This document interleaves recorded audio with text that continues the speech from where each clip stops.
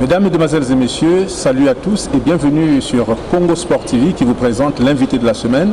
Et cette semaine, nous avons comme invité le président Mohamed Dembélé, le président fondateur du RCB, le Racing Club de Brazzaville, un club de Ligue 1, le promu de l'année dernière, qui a terminé à la 12e place et qui a échappé belle à la relégation et qui s'est maintenu. Alors, avec le président Mohamed Dembélé, nous allons décortiquer l'actualité nationale et internationale liée au football, puisque c'est un président d'un club de football. Nous allons donc avec lui parler du RCB, le Racing Club de Brazzaville. Nous allons aussi parler de la reprise imminente du championnat qui a été arrêté pendant pratiquement 9 mois pour cause de Covid-19. Nous allons regarder avec lui l'Assemblée générale qui a été organisée au mois d'octobre pour élire un nouveau bureau à la tête de ce club RCB. Nous verrons les péripéties de l'actualité nationale puisqu'il se joue actuellement à Malabo, en Guinée équatoriale, le tournoi de l'UNIFAC des U20 et le Congo participe à ce tournoi avec dans ses effectifs 2 joueurs du RCB. Le président Dembélé nous en dira un peu plus long. Nous terminerons par le CHAN qui va se jouer au Cameroun en 2021 au mois de janvier. Et là, le Congo qui est engagé se trouve dans un groupe très relevé avec la RDC notamment. Nous verrons donc avec le président Dembélé quelles sont les chances de qualification du Congo dans ce groupe de la mort entre guillemets. Président, bonjour. Bonjour, monsieur le journaliste. Alors, nous vous recevons dans cette émission en tant qu'invité, invité de la semaine. Alors, dites-nous un peu, Président, après 9 mois d'inactivité, comment se porte le RCB aujourd'hui? Bon, le RCB se porte très bien, malgré la pandémie que vous tous vous connaissez, qui est venue nous perturber par rapport aux choses qu'on devait faire, qui nous a perturbés, mais le RCB quand même se porte très très bien. Est-ce que vous avez déjà repris avec les entraînements? Oui, les entraînements nous avons repris il y a au moins 2 semaines de cela. Par rapport aux mesures dictées par le gouvernement. Alors, Président, nous ne pouvons pas poursuivre cet entretien sans s'arrêter sur un aspect essentiel de la vie de votre club, c'est l'Assemblée générale élective qui a eu lieu au mois d'octobre. Vous avez renouvelé vos instances. Qu'est-ce qui a changé par rapport à l'ancienne direction? Bon, cette Assemblée générale a été organisée comme signe de la paix, parce qu'on avait un bureau, mais il y avait des postes qui manquaient. Il fallait compléter. C'est bon, tel que je peux citer que cela est l'officier de médias qui s'occupe de la communication du club qu'on vient de serrer dans ce nouveau bureau. Et vous pensez que l'effectif actuel que vous avez dans ce bureau-là est capable de vous pousser à l'atteinte de vos objectifs? Oui, avec l'effectif que nous avons, oui. Parce qu'actuellement, le RCB, nous voulons pas le gérer comme une association de 2 à 3 personnes ou 4, mais nous voulons gérer actuellement le RCB comme une entrepreneuriat, comme une entreprise. Actuellement, vous savez que le football, c'est le business. Aujourd'hui, nous voulons faire en sorte que le RCB fait vivre le RCB.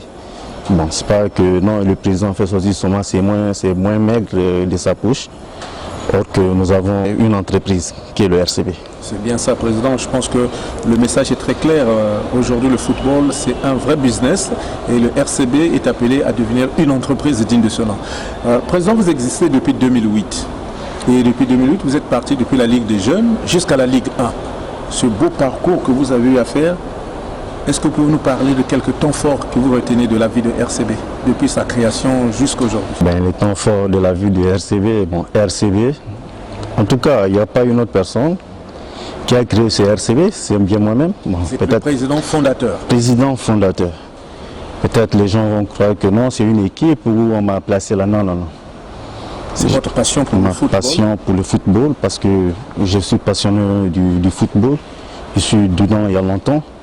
Donc voilà, je faisais des dépenses dans le football loisir. J'ai dit, pourquoi pas saisir ma chance dans le football moderne. Donc voilà l'idée qui m'est arrivée. Et voilà, avec mon coach Maïla, voilà l'idée nous est arrivée. Donc voilà, c'est cela cette équipe. Et puis vous allez remarquer, depuis que ces clubs existent, je n'ai pas changé d'entraîneur. C'est le même entraîneur. C'est le même entraîneur qui est là. Depuis 2008 jusqu'à Depuis 2008 jusque là. Donc je suis le président du Racing AG et le coach Maïla. C'est un coach à avoir ses chances pour aller ailleurs. Bon. Voilà. Mais il est le coach à vie du RCB, même s'il n'est plus là, donc il est avec nous. Et donc RCB a commencé en Ligue des Jeunes. Et en quelle année vous avez atteint les étapes au fur et à mesure, notamment la Ligue 2 et la Ligue 1 qui constituent un peu l'élite aujourd'hui? Bon, la Ligue 2, nous l'avons atteinte en 2016. En 2016, c'était notre première saison. Et en 2017, bon, malheureusement, la saison n'est pas partie au terme. Et voilà, 2018-2019, la chance s'est présentée, nous sommes en Ligue 1 aujourd'hui. Alors parlons de la Ligue 1 justement. Vous avez goûté aux délices de la première division, mais c'était pas facile. Hein? Vous terminez 12e, apparemment l'apprentissage n'a pas été facile. Bon, écoutez, ça peut pas être facile. Si vous voyez, vous venez de la Ligue 2, avec les mêmes joueurs. Vous allez en Ligue 1. Ligue 1 avec des joueurs qui n'ont pas l'expérience. Et venir titiller ces grands clubs, donc, qui ont plus d'espérance que vous. Mais vraiment, nous avons glissé parmi les derniers, mais Dieu merci, nous sommes maintenus. Ça, c'est vraiment une joie immense. Oui, le maintien est assuré, mais il faut penser au lendemain. Et quelles sont les stratégies que le RCB a mis en place pour la saison prochaine? Bon, la saison prochaine, c'est comme je vous le dis toujours, monsieur le journaliste. Nous ne visons pas l'élite. Nous, c'est d'abord la formation. Aujourd'hui, nous sommes là. Donc, pour former toujours les jeunes, cette saison, par exemple, 2019-2020, donc voilà, la même ossature. Certes, il y aura quelques départs, mais nous ne sommes pas passés par 4 chemins. Mais nous allons faire d'autres recrutements. Mais les recrutements aussi, c'est toujours dans la base, dans les quartiers et puis dans des équipes sous le RCB. Dans des équipes du bas, ce que nous allons faire, on doit faire encore de nouveaux recrutements avec les mêmes jeunes parce que actuellement, pour que le football va de l'avant, il faut penser d'abord à la jeunesse. Donc c'est cette jeunesse que nous allons mettre en place encore. Parlons de la jeunesse justement, Président. Félicitations parce que le RCB c'est vraiment une grande fabrique des pépites du football. Et la saison dernière, vous avez montré cela au public à travers la révélation des joueurs comme Eboké et du gardien Mongita qui ont vraiment brillé. Parce que je me souviens encore de ce premier match contre Diable Noir. C'était fantastique parce que le gardien Mongita a arrêté des occasions franches de but et c'était vraiment la révélation de la première journée. Mais oui, mais comme on veut dire, donc, quand tu veux faire quelque chose, il faut d'abord avoir confiance. Donc on a eu confiance à ces petits.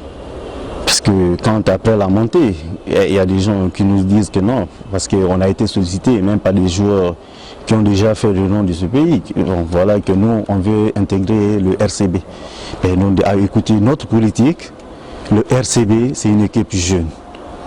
Donc on ne veut pas se prendre encore de charges avec les moyens maigres que nous avons. Donc on doit prendre encore une charge. Aujourd'hui, président, ma maison n'a pas été payée, quoi, non, non, non. Ça, non. On prend les jeunes, on les convainc. Et pour les convaincre, en leur disant que non, aujourd'hui, vous passez par le RCB. C'est pour une formation.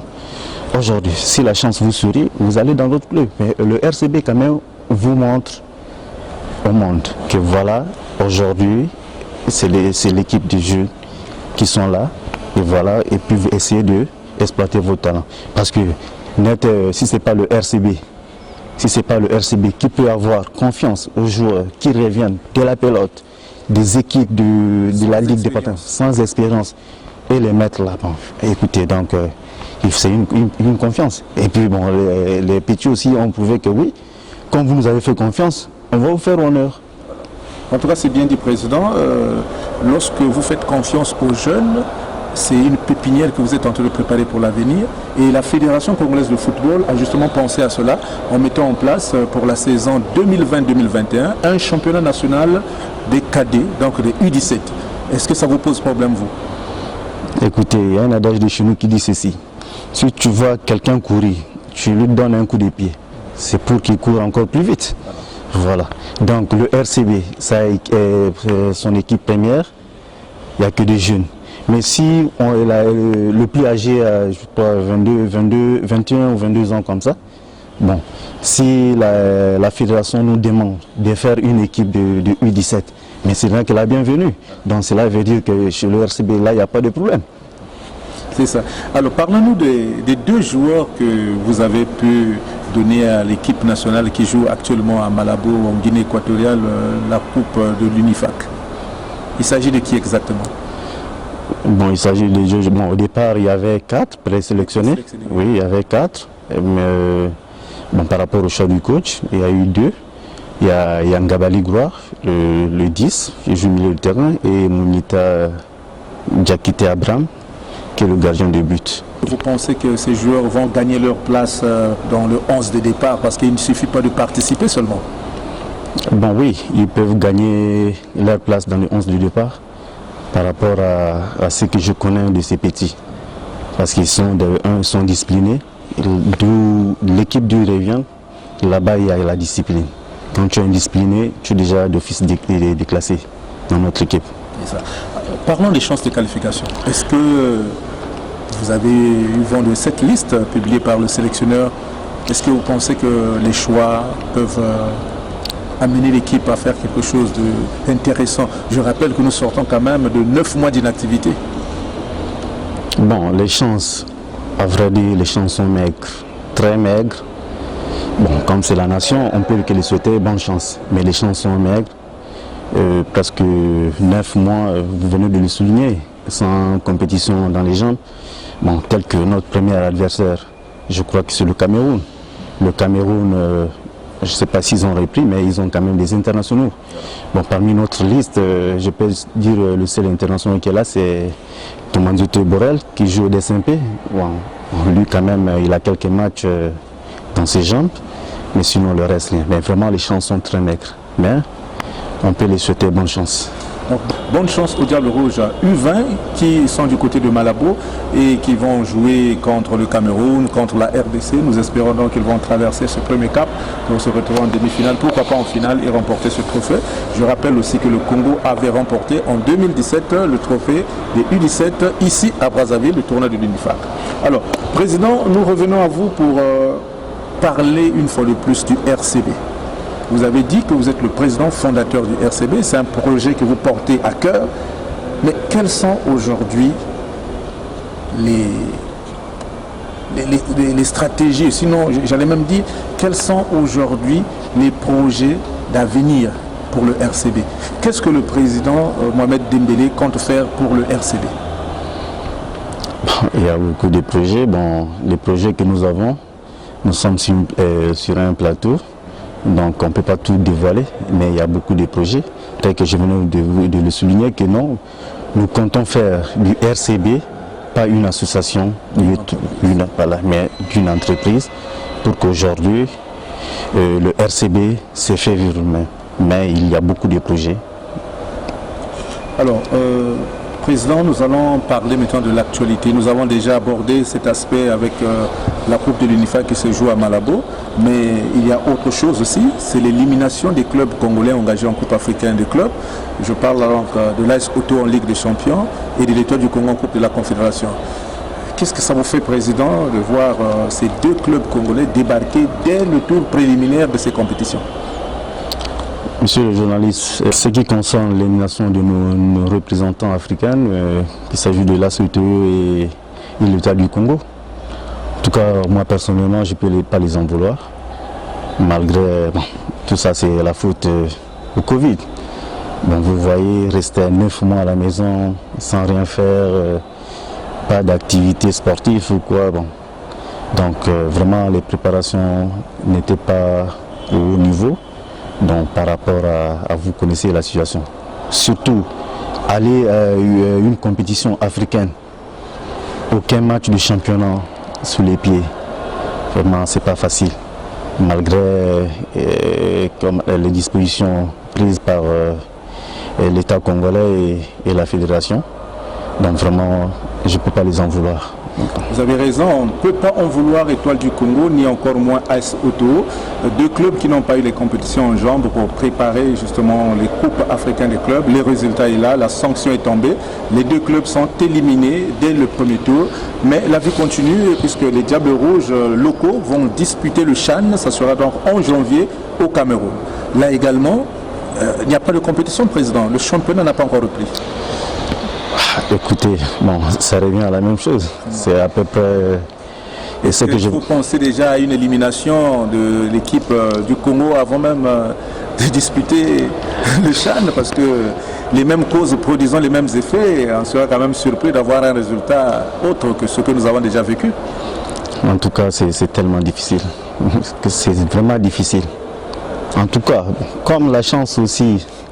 Et là aussi, sinon vraiment c'est tellement difficile. Bon, quand il n'y a pas un championnat, bon, tel que nous jouons nous sommes dans le même pool que je crois la RDC, la Libye et le Niger. Bon, je ne sais pas chez les Libyens ou quoi, mais la RDC quand même, on a déjà repris le championnat il y a longtemps. Oui. Donc vraiment, ils sont déjà en jambes. Bon, nous ne sommes pas en jambes. Donc voilà, aujourd'hui, bon, la fédération nous a demandé que non, il y aura le championnat va commencer. Bon, en début janvier et la compétition je crois c'est le 16 janvier. Bon, finalement on va s'entendre à quoi. En tout cas on les souhaite bonne chance. Alors chers téléspectateurs, vous pouvez donc comprendre l'optimisme qu'affiche le président Mohamed Dembélé à propos donc des chances du Congo dans ce groupe. Bien que l'équipe n'ait pas de compétition en jambes, il y a aussi l'aspect signe indien qui nous suit encore avec cette équipe de Libye, mais le président Dembélé pense que oui, les choses peuvent tourner en faveur du Congo. Qui sait? En tout cas, comme on dit en anglais, wait and see, on verra quand cela va arriver. Alors, Président, nous sommes arrivés pratiquement à la fin de notre entretien. Y a-t-il un mot que vous souhaitez adresser à l'endroit du public, les dirigeants, les sportifs? Si oui, lequel? Bon, le mot adressé, le public, le RCB est toujours là. Et aux dirigeants pratiquement de l'Afrique au foot. Bon, écoutez, oui, ils ont parlé, donc ils nous ont dit qu'il y aura une subvention de 10 millions par équipe, mais il faudrait que l'équipe, la première équipe et une équipe U17, il y aura un championnat de U17. Oui, bon, sans ça vraiment, ça serait difficile. Comme ils ont dit, bon, il n'y a pas de problème, j'ai confiance à notre fédération. En tout cas, le président de la fédération, Guy Blaise Mayolas aujourd'hui, qui pense à nous aujourd'hui, aux jeunes. La première personne qui a félicité cette équipe du RCB quand ils sont montés en Ligue 1, c'est le président Mayolas qui est passé sur les médias en félicitant. Donc aujourd'hui, sa vision, il veut aujourd'hui que le football vienne du bas âge. Donc comme le U17, vraiment c'était sa politique depuis qu'il est arrivé. En tout cas, coup de chapeau à la fédération. Je ne peux pas quitter ici sans remercier tous ceux qui ont fait que le RCB soit de haut par rapport au soutien moral, financier. Il y a des gens qui sont là, qui suivent le RCB de loin, qui ne sont pas au presse, mais qui suivent le RCB de loin. En tout cas, je les salue. Et ce que je veux aussi demander aux sociétés de la place, surtout les entreprises. Aujourd'hui, il y a le RCB qui est là. Pourquoi pas venir vers nous pour faire la publicité de leur société. Nous sommes là, nous avons des maillots, il y a des espaces qui sont réservés. Ils peuvent venir floquer leur logo. Donc c'est du gagnant-gagnant. Et ils vont gagner, nous allons gagner. Donc de venir. Si vous voyez bon, le Congo, un peu du sport, pratiquement le football, les équipes ne sont pas sponsorisées. Et il n'y a qu'une seule équipe, comme je venais de le signer, même dans mes anciennes émissions, avec Diable Noir, qui est un sponsor. Bon, et les autres. Et pourtant, nous avons beaucoup des entreprises, des sociétés. Donc vraiment, ce que je demande, je lance un appel à ces entreprises et ces sociétés de venir. Et, je ne peux pas aussi quitter ce plateau sans remercier Congo Sport, qui fait la promotion de notre sport en général, pratiquement le football. En tout cas, qui est au four au moulin à tout moment, les informations, pour avoir des informations pour le football ou du sport, il suffit de seulement de cliquer sur Congo Sport et tu as toutes les informations. Et coup de chapeau à vous et continuez comme ça. Merci beaucoup, Président Mohamed Dembélé, pour cet entretien que vous nous avez accordé. Nous sommes arrivés au terme de cette émission que vous avez suivie avec beaucoup d'attention. En tout cas, si vous avez aimé, n'oubliez pas de dire merci à Medved Andoumoui, merci à Placide Malachi Koudzoma et aussi merci à Rue de Massamba, ceux qui étaient derrière la caméra et à la réalisation de cette émission. Je suis Ben Corbinson. Je vous dis au revoir et à nous revoir la semaine prochaine pour un autre invité.